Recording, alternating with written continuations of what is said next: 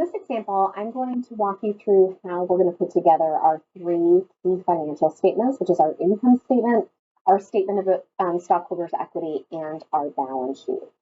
So we know that we have to do our financial statements in that order because the key thing is we need the last number from each financial statement in order to complete the next. So they're all linked together. So we have to truly make sure that we're following the order that we have here. So our income statement, we're thinking about income. It's what we're earning versus what we're using. So what are we earning? We're earning revenues every time we provide a service to our customers.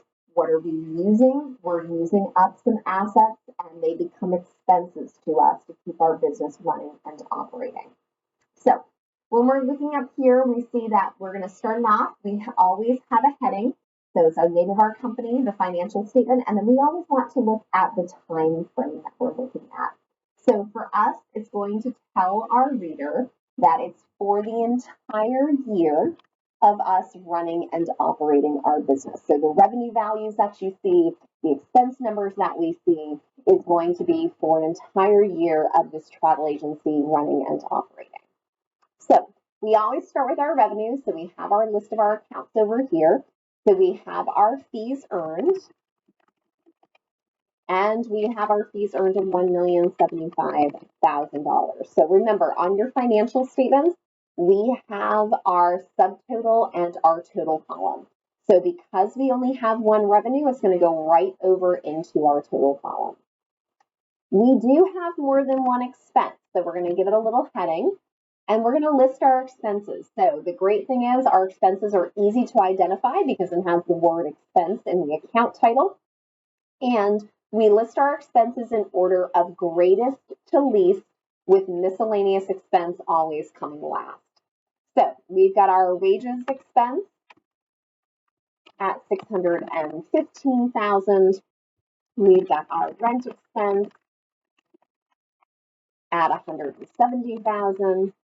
We've got our utilities expense at $51,500.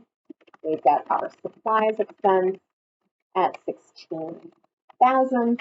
And finally, we have our miscellaneous expense at $22,500. So even though that is greater than our supplies, it doesn't matter. It's always going to be last for us. Because it's the least important, right? Because it's going to be a whole bunch of smaller expenses that we don't really incur all the time. So it kind of gets lumped into those miscellaneous expenses. So we're going to total those up to get to our total expenses. So we got $875,000 that we have in total expenses. So we earned a little over $1 million by charging our customer a fee for the services that we've provided.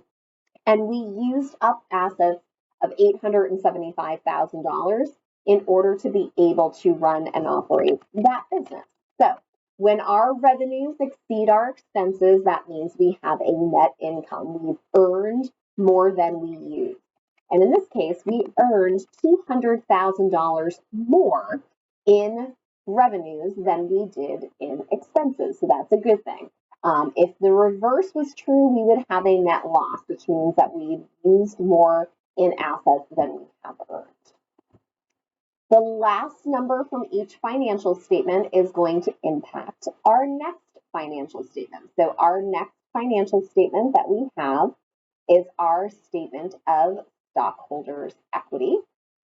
So our statement of stockholders' equity is going to show the change in value of our stockholders from the beginning of the year, in this case, until the end of the year. So we want to be able to look at the change in common stock, retained earnings, and then our total value. So when we're looking at this, again, our heading is going to tell our reader of our financial statements that the values that we see below are for an entire year of us running and operating our business. So we're going to start with our balances at the start of our fiscal year. So since our fiscal year was our calendar year, that's going to start on January 1st. So they tell us that our common stock here is showing at $160,000. in our balance over here, but it says our common stock was 100,000 and our retained earnings was 873 as of January 1st. So we're going to start with those beginning balances. So in total, we started with 973,000 in our balances for our stockholder equity accounts, which is our common stock and our retained earnings. So they tell us over here that during the year, additional common stock of 60,000 was issued for cash and dividends of 25,000 were paid. So we have issued our common stock, and when we've issued common stock, that impacts our common stock account. It doesn't impact our retained earnings. Remember, retained earnings is how much of our earnings, meaning our net income, have we kept or retained in our business versus how much have we given away. The next thing we want to put in is our net income for the year. So our net income for that period of time, we know is right here at the bottom of our income statement. Last number from each financial statement gets pulled over to the next, and we had $200,000 in net income. So again, those are our earnings, so that impacts our retained earnings statement. Next thing that we have to look at what also impacts our retained earnings, and that is our dividends, and our dividends get subtracted away. So we put it in as that minus sign because it's going to reduce our retained earnings. We're not going to retain or keep all of that $200,000 that we earned this year. We're going to give a little bit of that back to our stockholders. So we're going to net down each one of our columns here to get our ending balances in each one of our stockholder equity accounts and our total stockholder equity. So by the end of our fiscal year, we have $160,000 in common stock. We have $1,048,000 in retained earnings. And in total, our stockholders are worth $1,208,000. We need all three of those ending balances in order to do our final financial statement, which is our balance sheet. So when you think about your balance sheet, remember your balance sheet is your accounting equation. It always has to balance. So that's going to be our assets, our liabilities, and our stockholders' equity. Something that's different about the heading for our balance sheet is the time frame. So for our income statement, for example, I can tell you that those numbers that are listed are for an entire year's worth of me running and operating my business. Every time I earn revenue, it increases that account. Every time I incur an expense, that number gets bigger as well. However, when we think about what's on our balance sheet, things like cash, for example, I can't tell you how much cash I had all year because that's changing all of the time. So your balance sheet is always going to be a snapshot of one particular day. And it's always going to be the last day of the period that you're looking at. So that's either the last day of the month or the last day of the year. So we're going to just be looking at those values as of that one particular day, rather than those values for the entire year. So assets are things that we own in a business, and we always list our assets in order of what we call liquidity, which means how fast we can convert those assets to cash.